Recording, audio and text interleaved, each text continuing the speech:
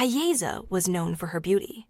Her colleagues admired her confidence, her style, and especially her flawless skin. But lately, something had changed. People had started to avoid her. Conversations became shorter, compliments disappeared, and all that remained were polite, distant smiles. One day, she told her friend, "I don't understand. I'm still the same person. Why are people behaving so differently with me?" Her friend hesitated, looked down for a moment, and then said softly, "Ayeza, maybe your face hasn't changed. Maybe something inside has."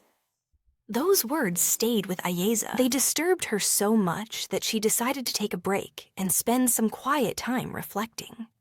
Her close friend advised her, "For 1 week, sit alone every day with a notebook and pen. Think deeply and write down. Why do you think your beauty doesn't shine the same way anymore?" So Ayeza did. For a week, she observed herself, her thoughts, her habits, her energy.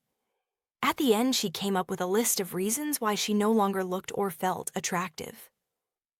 1. Constant complaining.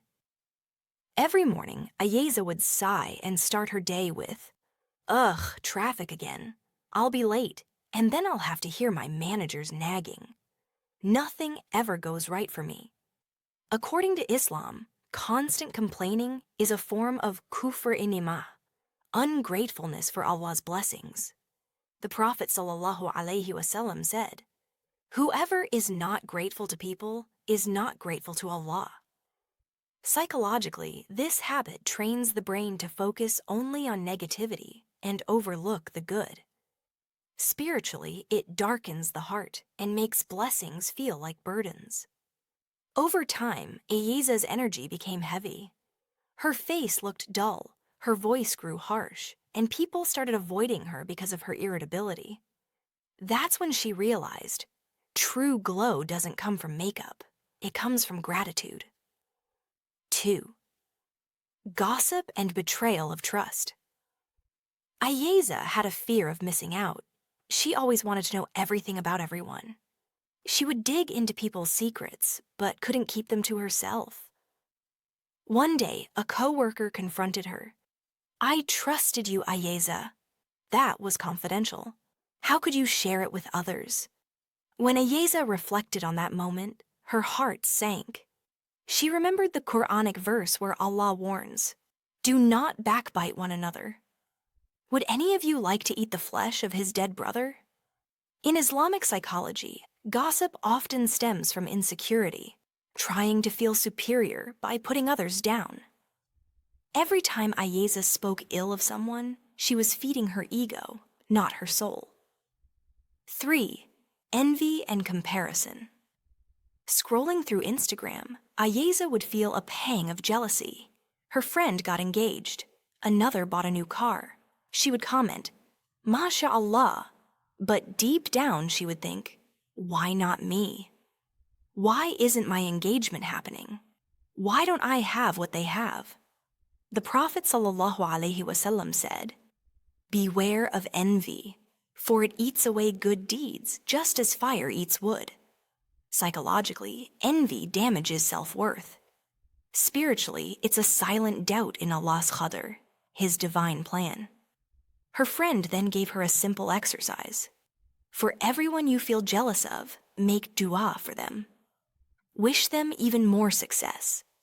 Slowly, Ayeza's heart softened. The bitterness faded and her eyes began to shine again. 4. Pride and ego. Ayeza used to think she was the best, more stylish, more educated, more refined than others. But pride is a silent poison. The Prophet ﷺ said, "Whoever has even a mustard seed of arrogance in his heart will not enter paradise." In Islamic psychology, arrogance is an inflated ego.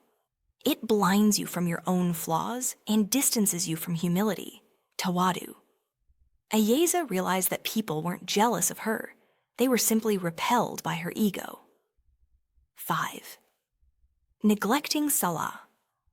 As work pressure increased, Ayeza began skipping her prayers. She'd say, "I'll pray later," but later never came. Without Salah, her spiritual energy weakened. Her patience ran out. Small problems felt huge. Psychologically, Salah acts like mindfulness, a 5 times a day spiritual recharge. Just like a phone dies without charging, a heart dies without Salah. After weeks of reflection and heartfelt effort, Ayeza began changing her habits. She started a gratitude journal, writing down her blessings every day.